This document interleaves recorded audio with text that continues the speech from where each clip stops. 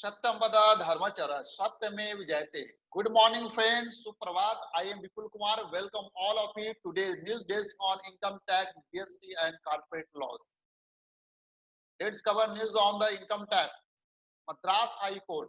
Assessing officer cannot initiate reassessment to relook into claim which was already allowed during original assessment. Where claim of assessee for long-term capital gains had been allowed in assessment order based on true and full disclosure of all material by assessee. Assessing officer could not have had a relook into said issue pursuant to notice issued under section 148. Bangalore Tribunal, sum for relinquishment of right under an agreement is chargeable under head capital gains. Income from a relinquishing right under an agreement should be assessed under the head of income from capital gains. Let's cover news on the international taxation. Mumbai Tribunal, as arm length price to be determined at rate of the 3% and 1% respectively towards old guarantees, new guarantee issued during the year. In this case, where there was no cost incurred to provide corporate guarantee, arm length price in respect of all guarantees was to be determined at 3%, and in respect of the fresh guarantee issued during the year, arm length price should be determined at 1%. Assessee company had given loans to foreign associated enterprise. Only LIBOR rate at relevant time was to be considered and arm length price was to be determined accordingly. Expenditures such as professional fees, legal charges, due diligence, etc., which resulted in acquisition should form part of the cost of investment, that is capital expenditure, while expenditure incurred in respect of failed acquisition would be revenue expenditure as no capital asset came into existence. Pursuant to this warranty clause, assessee had made provision for warranty and cost of warranty obligation was already included, embedded in sale price, and that part of provision claim for which was not made within warranty period was reversed. Assessing claim of the provision for warranty was to be allowed.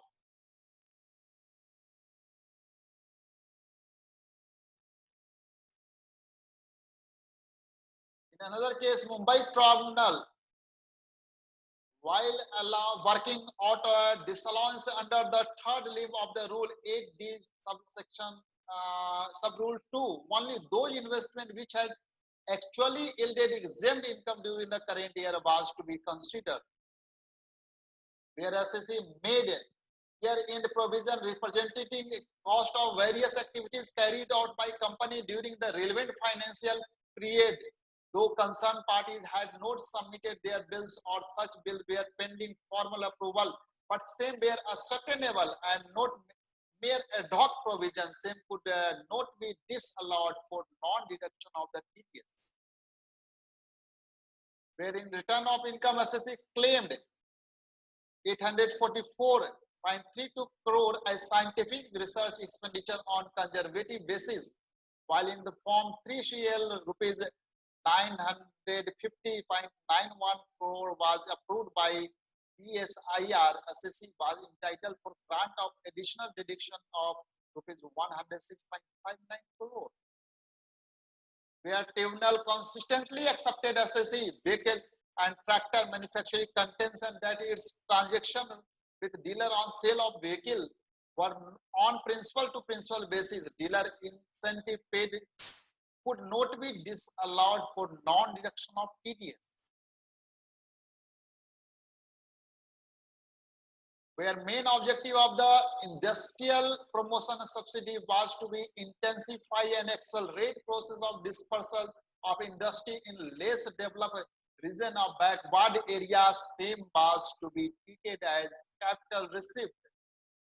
Foreign currency loans utilized for acquiring fixed asset and overseas investment was to be capitalized, and correspondingly depreciation need to be granted to assessee.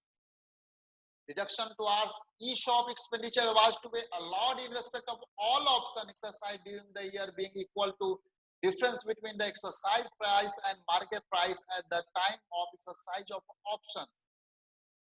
Assessee was entitled for deduction of provision for post-retirement scheme for housing and for post-retirement medical scheme made for present employees, where company had disallowed 5.74 crore to us legal charge in connection with a project holding same to be capital expenditure debited to the provision loss account, but rupees 3.34 crore had already been recovered. Rupees 3.34 crore should be reduced from total income.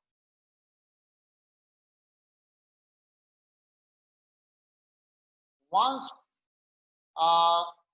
international taxation, another case Mumbai Tribunal, once profitability disclosed by SSE for a particular unit had been accepted to be at arm's length by the transfer pricing officer in transfer pricing adjustment, assessing officer should accept same for allowing claim of deduction under section 80 IC. Transaction between holding company and subsidiary company are not regarded as transfer for purpose of computation of capital gains or carry forward of capital loss. In another case, some received from distributor on sale of the software and maintenance and support services is not royalty by Mumbai Tribunal. This case, Mumbai Tribunal held a amount received by SSE from its distributor for sale of a specialized software as well as for maintenance and support services including upgrades is not a royalty. Let's cover news on the corporate law under SEBI.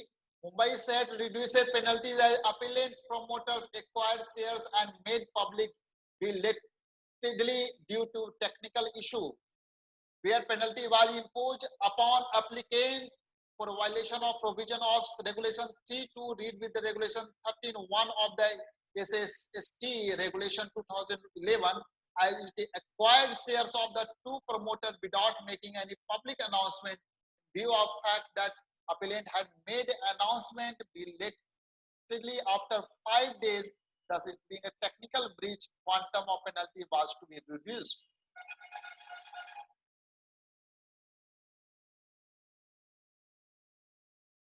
Another SEBI circular dated 9 July 2020. Now any Indian recognized stock exchange may form a subsidiary to provide the services of a stock exchange in IFC in order to further streamline the provision at IFSC based on the internal discussion and consultation held with the stakeholder.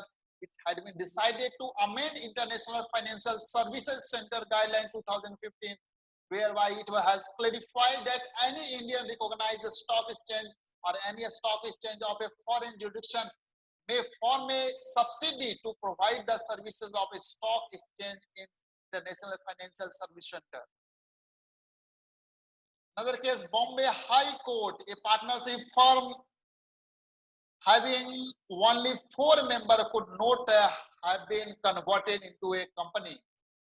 Part 9 of the Companies Act 1956 requires 7 or more persons for converting a partnership firm into a company.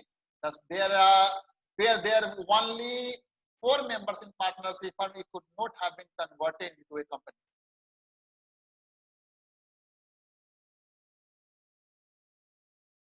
Another case, Ministry of Labor and Employment notification issued by the Ministry of Labor and Employment dated 7 July 2020. The government has notified the Code of the Wages Central Rules 2020, wherein various provisions related to the manner of calculating the minimum rate of the wages, norms of fixation of minimum rate of wages, time interval for revision of the dearness allowance, and so on have been discussed in detail in the Wages Central Rules 2020. Let's cover news on the Insolvency Bankruptcy Code. IBC, National Company Law Appellate Tribunal, operational creditor cannot seek intervention after approval of the resolution plan by adjudicating authority. Operational creditor cannot seek intervention after approval of the resolution plan by adjudicating authority. IBC NCLAT order passed by the AA rejecting CIR plea couldn't be interfered with due to pre-existence of dispute of the serious nature. where prior to the issuance of a divan notice by operational creditor in view of the section 9 subsection 5 to D, there was a record of the dispute existing between the parties which was serious in nature and could not be adjudicated in a summary proceeding. Order passed by the adjudicating authority rejecting CIRP application could not be interfered with. IBC NCLT Hyderabad CIRP filed beyond 3 years from date of the last invoice as well as from the last date of the payment was barred by limitation.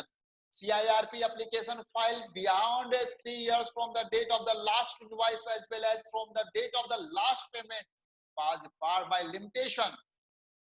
Another case, NCLT Kolkata. NCLT approved the decision of COC for liquidation as entity wasn't going concern and all lenders agreed to proposal.